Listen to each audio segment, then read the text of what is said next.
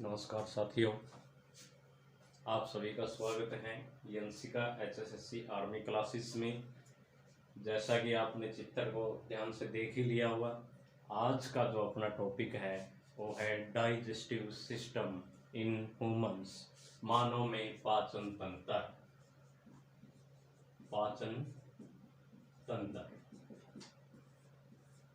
आप सभी जानते हैं कि मनुष्य क्या है, एक सर्वाहारी प्राणी है। क्या है? सर्वाहारी प्राणी है। और जो सर्वाहारी प्राणी है उनमें क्या पाया जाता है? विशेष रूप से पाचन तंत्र है जो पाया जाता है। पाचन तंत्र में कौन कौन सी चीजें आती हैं? सबसे पहले आहार नाल, आहार नाल और पाचक ग्रंथियां, और पाचक ग्रंथियां भी साथ में। आहार नाल, एलिमेंट्री कनाल आप जिसको बोलोगे, एलिमेंट्री कनाल या आहार नाल। जिस आहार नाल के पूरी की पूरी जो लंबाई है वो कितनी होती है? लगभग 9 मीटर। कितनी है? 9 मीटर लंबी होती है। मुख से लेकर के गुदा तक आपका क्या है? ये एलिमेंट्री कनाल बोला जाता है, या जिसको हम क्या कहेंगे? आहार नाल कहेंगे। तो एलिमेंट्री कनाल्स की कितनी लेंथ है? 9 मीटर लॉन्ग, 9 मीटर क्या है? ये लंबी है। आहार नाल में सभी अंग आते हैं, मुख से लेकर के कहाँ तक? गुदा। तो हम आहार नाल के बारे में पूरी जानकारी लेते हैं। सबसे पहले आहार नाल में जो है मुख, सबसे पहले क्या है? मुख। मुख क्या करेगा? भोजन को ग्रहण करेगा। माउथ का कार्य क्या है? भोजन को ग्रहण करेगा और उसको कहाँ तक पहुंचाएगा? ग्रासिका तक। कहाँ तक पहुंचाएगा इसको? ग्रासिका तक लेकर के जाएगा। ये अपना क्या है? मुख का कार्य। अब मुख के अंदर मुख गुहा क्या होता है? मुख गुहा, मुख गुहा। अब मुख गुहा में बहुत सारी चीजें हैं। जीभ है, टिथ है, और यहाँ से बहुत सारे पाचक रस हैं जो निकलते हैं। जैसे हम पढ़ेंगे कि मुख गुहा के अंदर क्या है? 2 जबड़े, एक ऊपर वाला और एक नीचे का हिस्सा। 2 जबड़ों में क्या है? ये डिवाइड किया गया है। नीचे की तरफ क्या होती है? जीभ होती है, जो भोजन के स्वाद के बारे में क्या है? बताएगी हमको। ये क्या है? जीभ का मुख्य कार्य है। अब मानव जबड़ा है, जो मानव जबड़ा है,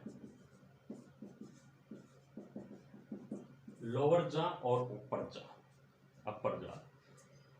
तो लोअर जा में भी 16 है, 16 टीथ होंगे, और अपर जा में भी ऊपर का हिस्सा है जो उसमें भी 16 दांते हैं, निचले का जो हिस्सा है उसमें भी 16 दांते हैं। लेकिन बच्चों में ये क्या होते हैं?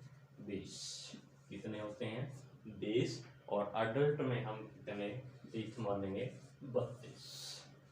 क्या होते हैं? जन्म से 6 महीने के बाद और 2 वर्ष तक क्या है? 20। और उसके बाद जो परमानेंट दांत आते हैं वो कितने होते हैं? 32। ये 20 को हम दूध वाले दांत विदेशी भाषा में क्या है? बोलते हैं दूध वाले दांत। अब जो दांत है वो कितने प्रकार के हैं? दांत हैं जो मनुष्य में कितने प्रकार के हैं? 4 प्रकार के। कितने प्रकार के? 4 प्रकार के हैं। इंसीजर, कैनाइन, परिमोलर और मोलर। मैंने शॉर्ट में लिख दिया है। इंसीजर, कैनाइन, परिमोलर और मोलर। इंसीजर काटने का जो काम करेगा, काटने का काम कौन करेगा? इंसीजर। अगले कैनाइन क्या है? फाड़ने का जो काम करेगा। परिमोलर क्या है? चबाने का काम करेगा। और मोलर क्या है? पीसने का काम करेगा। तो कई बार पेपर में ये भी पूछ लेते हैं कि फाड़ने का काम कौन से दांत का है, काटने का दांत कौन से है, और चबाने वाला कौन से होते हैं, और पीसने वाले दांत कौन से होते हैं। तो 4 प्रकार के हैं, इंसीजर, कैनाइन, प्रीमोलर और मोलर। अब जो इंसीजर, कैनाइन, प्रीमोलर, ये हमें पता होने चाहिए कि इंसीजर कितने हैं, प्रीमोलर्स कितने हैं, मोलर्स कितने हैं। इनके लिए एक फार्मूला है,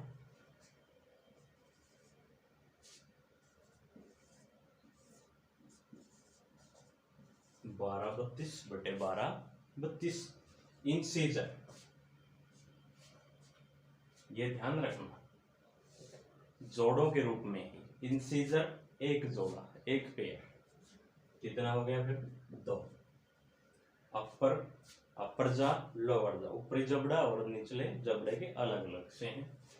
तो इंसीजर कितने हो गए, एक जोड़ा का अर्थ कितने हो गए 2।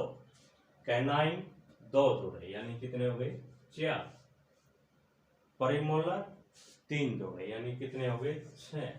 मोलर 2, कितने हो गए 4।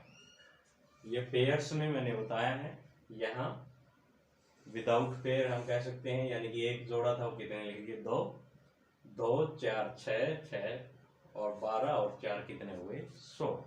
16 ऊपर और 16 ही नीचे, तो कितने दांत हो गए 32। अगर बच्चे में पूछे तो फिर ये 2 काउंट नहीं करना है, क्योंकि बच्चों में केवल यही होते हैं। ठीक है, 20, बच्चे में कितने दांत बताओ गया 20। ठीक है, इसके बाद है जो हम आते हैं जीभ पर।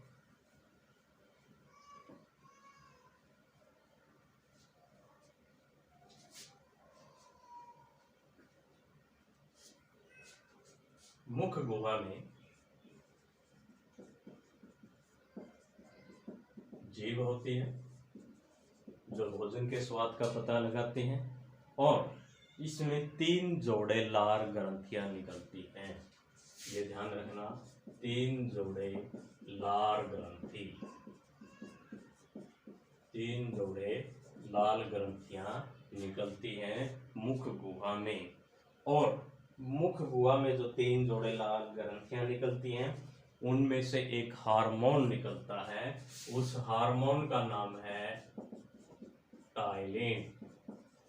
कौन सा हार्मोन है भाई, टाइलिन। ये कई बार पेपर में पूछा जा चुका है कि जो हार्मोन निकलता है लाल ग्रंथियों से, कौन सा हार्मोन है, टाइलिन है। क्या है, टाइलिन। और टाइलिन का कार्य क्या है, जो स्टार्च को, किसको, स्टार्च को, ग्लाइकोजन, स्टार्च को किस में बदल देता है, ग्लाइकोजन में। किसमें बदलता है भाई, ग्लाइकोजन में, और माल्टोज में परिवर्तित कर देता है। ग्लाइकोजन और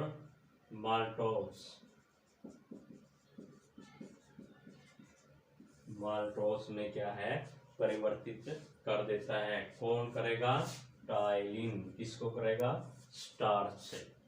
तो इसका मतलब सीधा सीधा ये है कि अगर आपसे पेपर में ये पूछ ले कि स्टार्च का पाचन कहाँ से शुरू होता है, तो हम उसका आंसर लिख के आएंगे मुख गुहा से। कहाँ से, मुख गुहा से। अब जो भोजन है वो कहाँ जाएगा, ग्रासिका के अंदर। कहाँ जाएगा भाई, ग्रासिका के अंदर।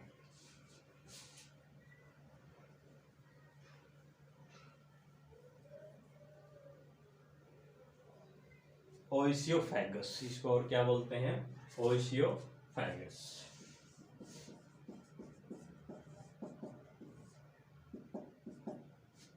इसमें भोजन का कोई पाचन है वो इसमें नहीं होता है। इसमें भोजन का पाचन नहीं होता है, पाचन नहीं होता है। और कितने इंच लंबी है ये, 10 इंच। कितने इंच लंबी है ये, 10 इंच। अब इसके बाद जो भोजन जाएगा वो कहाँ जाएगा, आमाशय के अंदर। कहाँ जाएगा भाई, आमाशय के अंदर।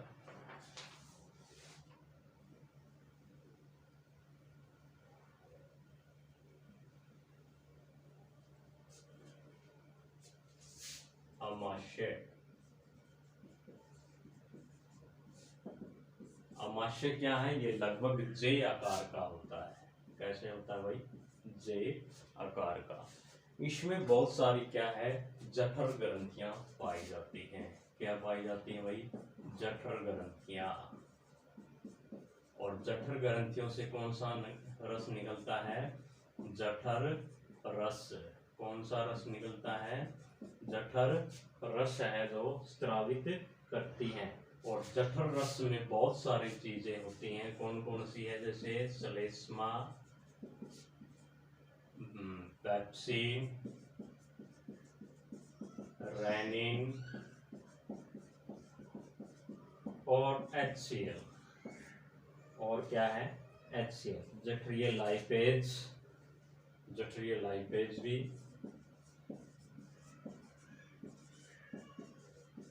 जठरीय लाइपेज ये किसी जठरीय रस में होते हैं। किस में होते हैं भाई? जठरीय रस में। पेप्सिन है जो, ये किसके माध्यम में कार्य करेगा? अम्लीय माध्यम।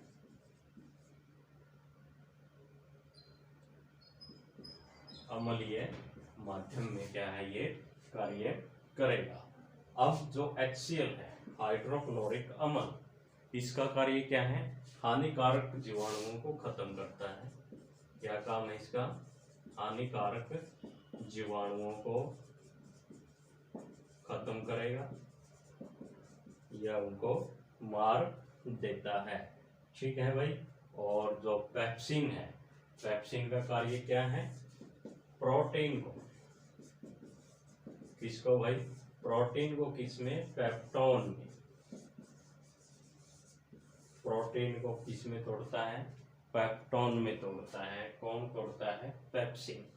और रेनिन जो बच्चों में होता है, क्रियाशील होता है, कैसिनोजन। बच्चों, इसका स्पेशल नाम क्या दिया गया है? कैसिनोजन। रेनिन जिससे बच्चे का दूध है जो हट जाता है, वो किसके कारण होता है?